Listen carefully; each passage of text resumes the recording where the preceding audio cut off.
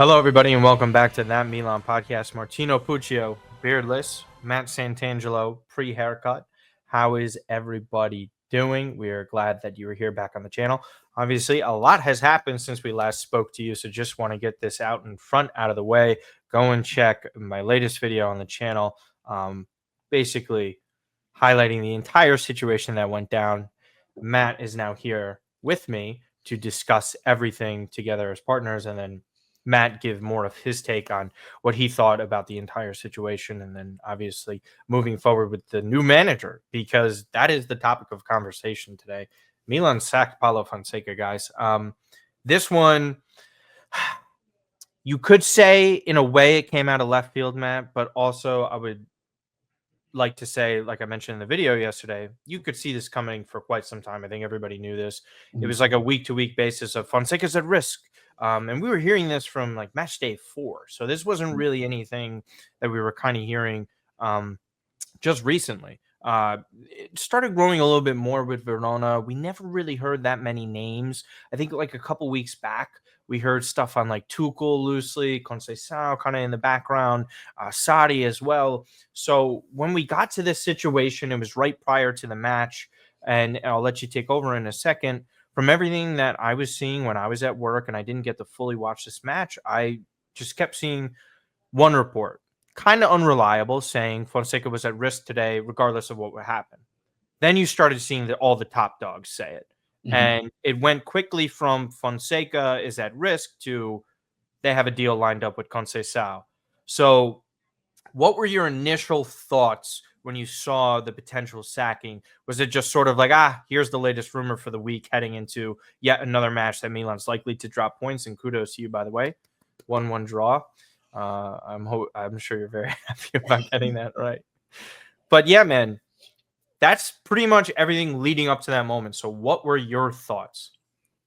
Like I've been saying in previous episodes, when it comes to any news or anything, negative surrounding this team, I seem numb to it. Like nothing surprises me with this club anymore.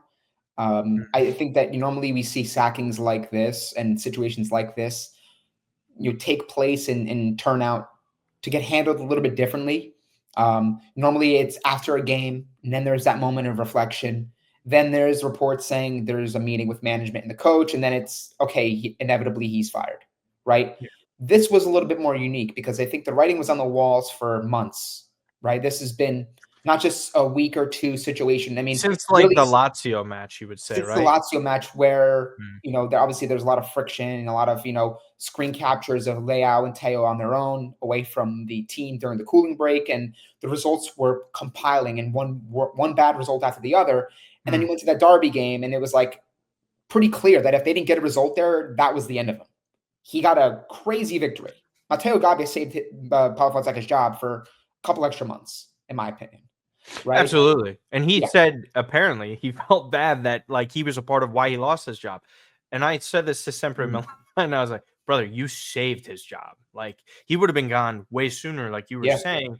He bought himself some time, and then we kind of limped for weeks. Yeah. And then they got to the Real Madrid match again, and it seemed like he had more life. And they're like, and you were saying this, okay, maybe now there is a bit of stretch of consistency. It just never arrived. Yeah, and that was really what it comes down to, right?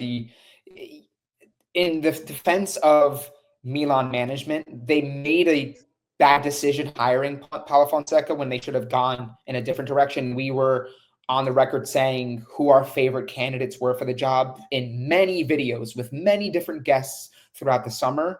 And Conceição, Malta, Conte, in no particular order, were like the three that we were really holding in a high regard. So in their defense, they almost were trying their best to give Fonseca the amount of time to say, like, all right, like maybe one more game. Like we have some easier fixtures here, Maybe he can put together some victories. Maybe we can get back in that top 4. Because that's what the conversation was 4 or 5 weeks ago was, okay, well, look, Milan have that game in hand. They're only 6 points they're only like 4 or 5 points off top 4. It's like, okay, now you have the game in hand. Now you're right there. So unless things got completely away from them, which you can look at now and say it's okay, double-digit points from the title. So the title you could wave that goodbye because there's basically 3 legitimate title contenders, in my opinion, at this moment in time. And then you look at the difficulty it is to crack into that top 4, possibly top 5. Now you're thinking, okay, like we have to make the change now. Yeah. Unlike in previous situations, like with Stefano Pioli coming in for Marco Giampaolo after 8 or 9 match days, 7 match days, they knew very early on, and they were pretty clear with themselves saying, yeah, he's not it. We're making the change now. Yeah. So there's a part of me that says, you know what, if you knew and were reflecting on firing, and I know you mentioned this in your video, again, guys, go check that out, was if you were considering the sack after 3, 6, 9 match days, you already have doubts. And that was a decision you guys made consciously to hire him. Is it egos at play? Is it saying, well, we made a bad decision. Now we're going to hope that he can kind of rescue and save our bad decision? I don't know. But I think there's a lot of people at fault here. We'll kind of go with management, and part of what kind of got leaked 2 weeks ago, I think I had this on one of the lives after one of the games. I forgot what game in particular, and you know exactly what I'm talking about. It was the out in the contract that had not been reported or known by a lot of people, in which if Milan were to sack Paulo Fonseca within the 6 months of his initial contract, he's only owed money through the rest of the year, and Milan are not on the hook for the future. So in terms of what I was saying for a while, you were saying, and many other people were like, Milan aren't going to sack Fonseca because they would have to pay multiple managers, even after Pioli accepted Al Nassr. So when that report comes out from Matteo Moretto basically saying, yeah, I mean, Milan could sack him anytime. And so then at that point, for me, and I think a couple other people, yeah, maybe we'll see.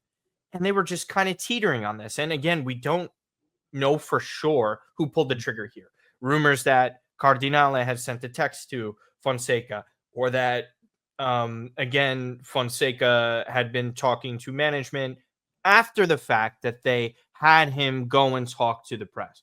So we could talk a little bit what happened. So already pressure is mounting because of the decision that was looming prior to this match. We get to the match, Milan incorrectly not given a penalty. Like that, we were not going to talk much about the Roma match. It was a farce. It was insane just on that one play.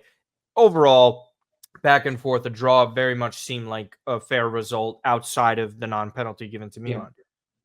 And with that, we see Fonseca get sent off.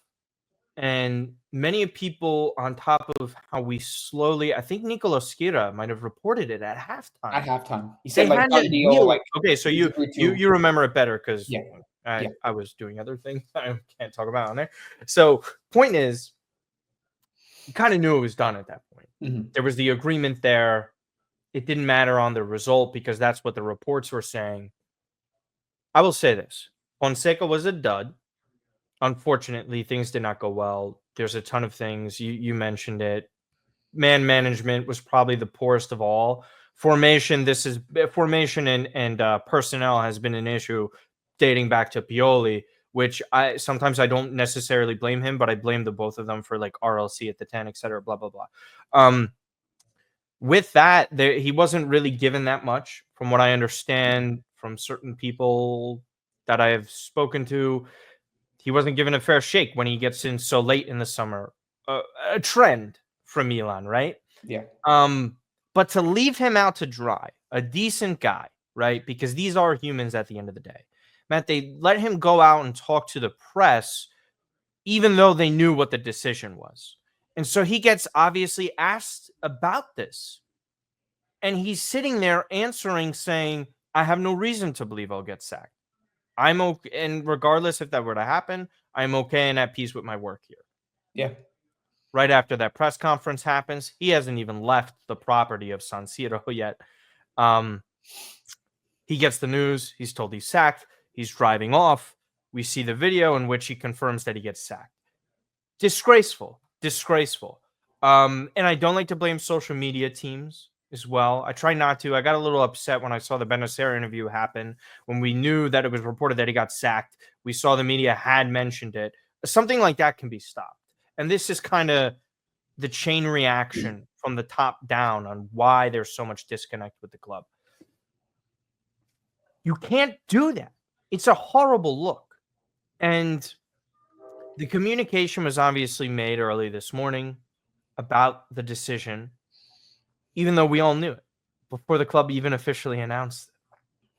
So forget about just him being sacked for a second. Milan's handling of this, I would call it a microcosm of the bigger issues, but this is a macro because this is exactly a decision that directly impacts the club on a day-to-day basis. They sacked the manager and they let him talk to the press and they didn't let him know about it. And everybody looks stupid because of it. Is that the most frustrating part for you in this entire thing, like many people think? I mean, I think there's definitely that. I think that when you look at the pattern of your behavior and handling and decision making with this management, with this ownership, and it's compiled, it's one after the other. It's one thing to get a player signing wrong or a coaching hire wrong, but it's another to carry out things like this in the manner for which they did it. And it's just a reflection. It's a reflection on the ownership. It's a reflection on the management, the way this was done. It's very fitting the way this happened for this coach who, by all accounts, is a true professional. I mean, in the very limited time that, I had the opportunity, covering them in the U.S. tour, right? It was always Paulo Fonseca next to Zlatan. He was a true professional. Make no mistake about it, guys. Like, I know people like to troll, insult, and they make that sort of a character. They take on this character on social media for likes, retweets, engagement. That's not me. I think that Paulo Fonseca is a true professional. I respect the work that he did. He tried his best. I fully believe he tried his best. Maybe I didn't agree with every decision he made, but you look at the opening statements when he got the Milan job. You look at his tweet that he put out. You guys can go check that out. Which was a very interesting opening statement. Yeah. And not to cut you off real quick, but the immediate disconnect, and I remember we both discussed this, where he's saying goal is to win a trophy. Zlatan corrects him saying trophies. So like little things like that are sort of telling of this situation and the disconnect. But keep going with that because it was a great start in the preseason. And then we get to match day one and it's a fucking debacle. Yeah, I mean, I think, we can look at the sporting results that didn't arrive under Fonseca, and people can make their sort of assessments on whether or not he should have been hired at all, whether he should have been let go weeks ago, whatever the case may be. I think that this is a bad look PR-wise, without question, in what has been a series of bad PR moves and handling of matters. But I think that as a football institution that has a lot of pull, pedigree, and respect in this sport, for we just came off 125th anniversary with legends who won everything at this club, and now you're looking at the way they handle certain things. The Palmagini sacking, whether he deserved to get sacked or not, the fact that there was no official announcement until it was after a couple days after, and then it was they didn't even. He's fired. Here we go. Yeah. Best of luck to him. Things like that. And it was late again in the window. So indecisiveness. Yes. So if your plan heading into the summer, very much like Fonseca, was a direct decision. We're making this move. We have to act now. We can't wait any longer because if we let this fester, we're starting in the transfer market on July 1st with no director. They just promoted internally. And again, just one final point before we move on to the new manager. Dude, the Lopetegui thing, and I think I made this a point on Twitter. It seemed like almost every single time, or both times, that there was massive fan outcry, right? Because the fans are always upset in general, right? Week to week basis. But there's a difference when there's a massive petition for no Lopetegui. Then they just go way back on their decision. The Athletic reported this, that Lopetegui was there. He was ready to go, and then they backed off because of reported fan backlash. And then again, when we see the 125th anniversary protests up the wazoo, then the sacking happens. And just a little theory here. I think they would have sacked him last week if it wasn't the 125th anniversary. Probably. Right? Because there was the rumors there. And it's funny because they would think about PR. They probably would have invited him to the event and then fired him midway through the event before he even got to dessert. That's there was no good way that they handled this. Well, It's insane. This was a nightmare. And again, I think that, look, the bottom line is this: the way the hiring, the decision making with the transfer market, Kush did a lot of great coverage of this as well in his recent video. Go check that out, guys. The way this was handled is really a direct reflection of this management and ownership.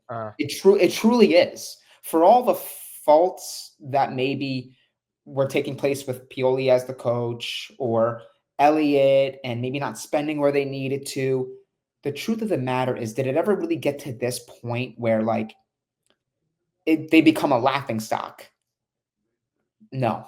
Paolo Maldini, when he faced the media, Mazzara, when they faced the media, they were always very poignant, very honest, professional in the way they carry themselves.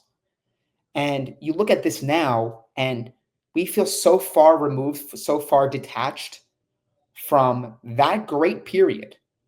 Again, before anyone calls me a Paolo Maldini fanboy, you a Paolo Maldini fanboy, stop.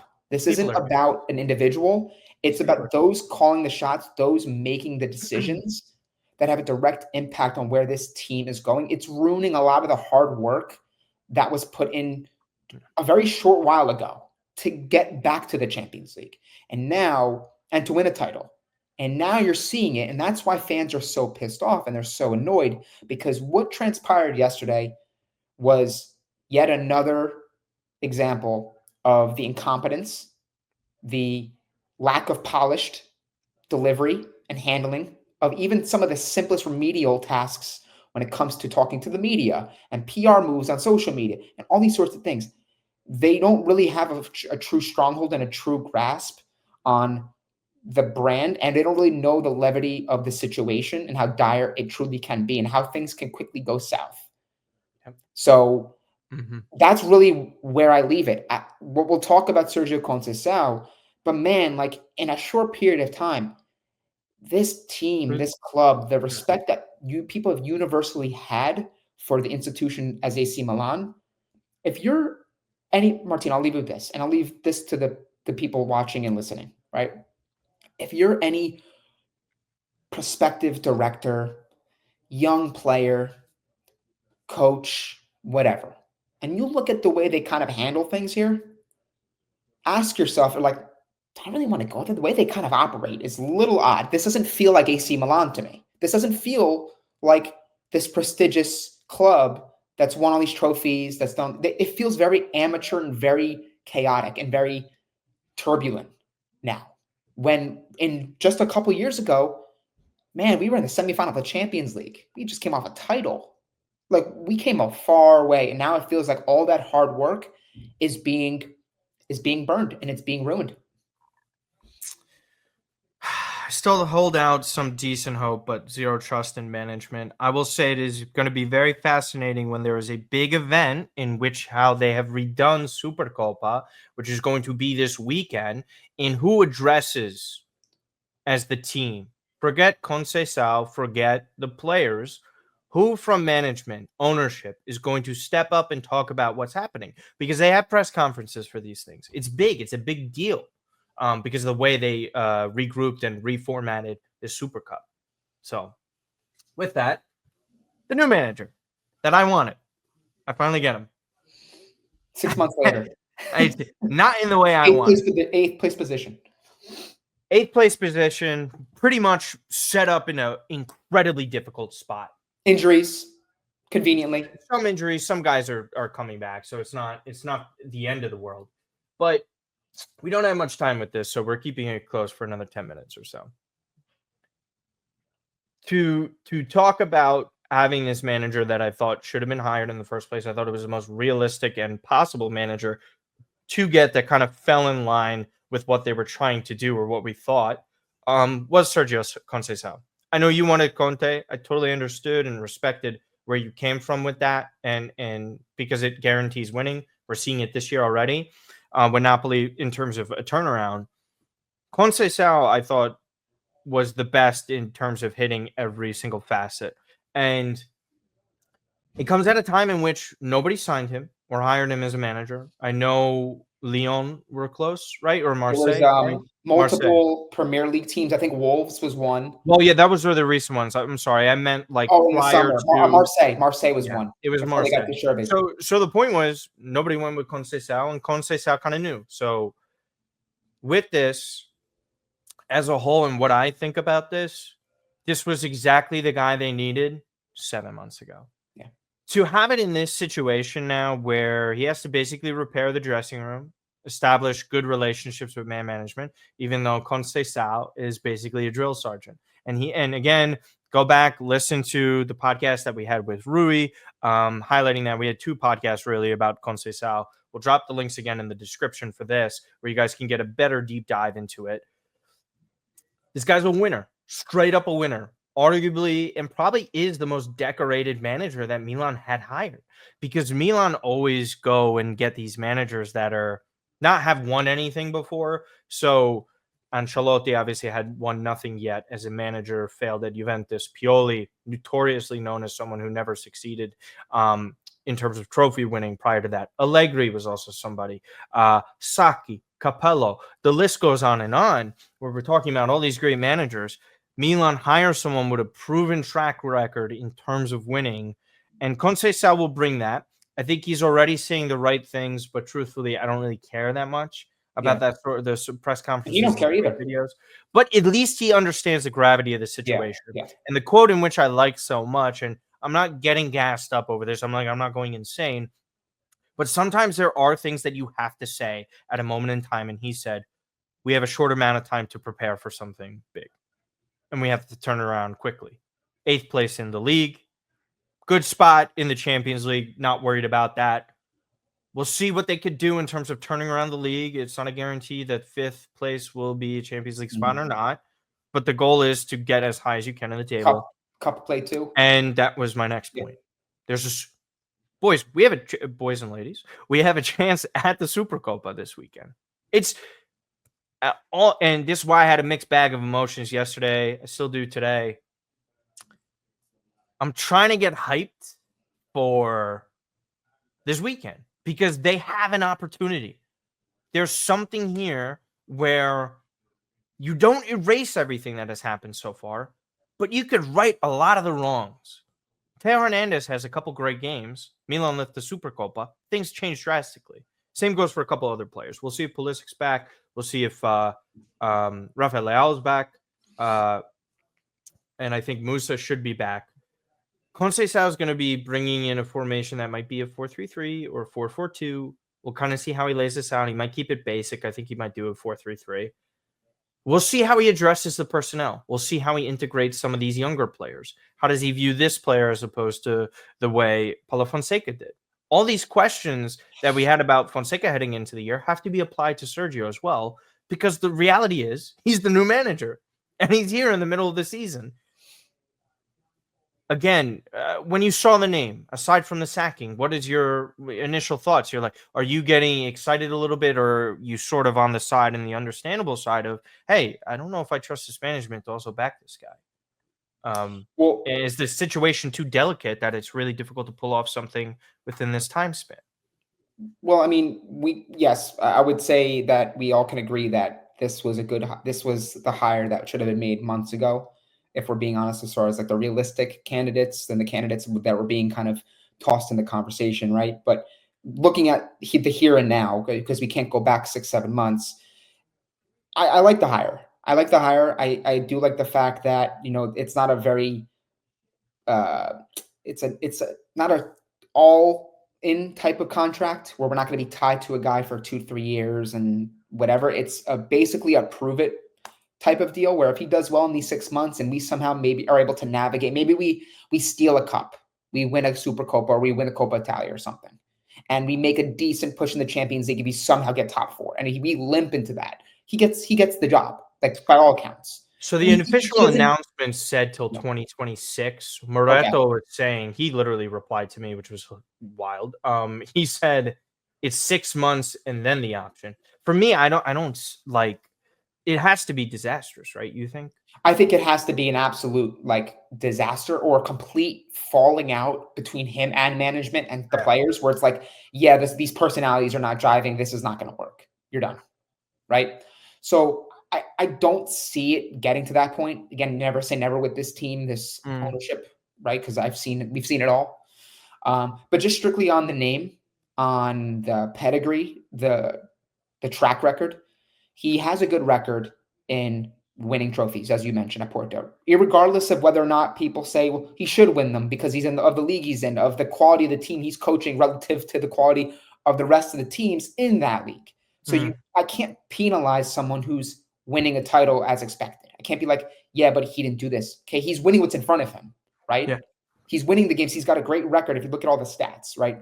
The wins, all those. You saw the screenshot of the managers before and after, or sorry, before Sergio Conceição, where it was Fonseca 2013-14, and they went through like 4 other managers, and then Conceição's there for 7 years, winning everything. Correct.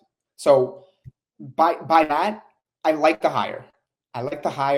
I think that in the conversation of whether I would have went with him or someone else, I think that, because there was discussions, but Padula put out something that it's Sarri, and they liked Sarri. Sarri was interested in the job, and I think this dates back even to the summer. He was interested in the job. He spoke about it recently, if I'm correct. I think he definitely wanted the job. He wanted the job, but he wanted on his terms, and reportedly in that same report from Padula was, he believed in his work, so he wanted more assurances. He wanted a full-on contract, which you and I know this management, this ownership, they run thin. They're not committing to anything. They're not going to give these big contracts tied to bonuses. They're going to give you a clean deal where it's like, show up, prove you deserve the contract, and then we'll give it to you. That's kind of what it feels like. So I like the fact that Sérgio Conceição is results-driven. He has a way about his style of football, from what I do know in the conversations we had with Rui, that he can win a little bit ugly. He can win defensively. He's not too concerned with possession. He can play a little bit of a different style. I think at this moment in time, what Milan need is someone with a very strong personality, because it's going to take a very strong personality to get some of the players in this team into shape and for you to get immediate results. You're not going to get it with this sort of, it takes time manager that needs weeks to instill his guys and to look at this player, look at that player. You need a coach that has an experience as far as knowing of the league. Granted, it's not the same league that he played in with Lazio and Inter, but he has an understanding of like the style. It was tougher then. It was more Italian than it is now. Correct. So I think there is a lot to like with this hire, and I think ultimately time will tell. I'm not going to get too high. I'm not going to get too low and say, well, can he turn this around in no time? We need results right away. Like I'm being realistic, and I think that fans, I encourage you guys to be very realistic with the results as well, because this is not an easy job to step into. It's a very delicate situation. Would I have loved to see this and him enter last summer and have the luxury of the full summer like Fonseca did to observe these players and get his ideas on paper and drill it into this group? Yes, we don't have that though. This management ownership didn't do that. So now we have to kind of pick up with what we have and hope that it's next game up. It's this weekend. It's going to be very interesting to see how quickly he's able to instill some semblance of an idea and an identity for this team. So stand by, guys. We're obviously going to have a lot of content coming out around these next coming games, because it's going to be a very developing week by week case and story with Conceição. Which players is he favoritism for? Excuse me. Is he going to say Emerson's not my guy? I'm playing Jimenez and I'm playing Teo. Does he make some difficult and uncomfortable decisions with some of these big players and big personalities? There's a lot of things that we don't know. He just only had one training. So keep an eye out, guys, and we'll have more content. Yes, great point. Final point, by the way, with the Tomori stuff. Every situation and conversation you guys have heard about what players might be going somewhere, that's completely out the window now. It's a totally different vibe, because he has to address what happens and he has to do it quick. We thank you guys so much for tuning in and watching us today. Santangelo has to bounce, but again, everything there in the ticker at Matt_Santangelo at AC Milan Bros. And again, Milan Sac Paulo Fonseca. Subscribe, like, and comment to the YouTube channel. We've gotten so many new subscribers, so welcome to all of you. And again, That Milan Podcast on Twitter at That Milan Pod, social media, TikTok, Instagram, myself. You can follow everywhere at Martino_Puccio, Martino Puccio. There's very few people with the name, so you should be able to find it. No problem. We thank you guys so much and take care.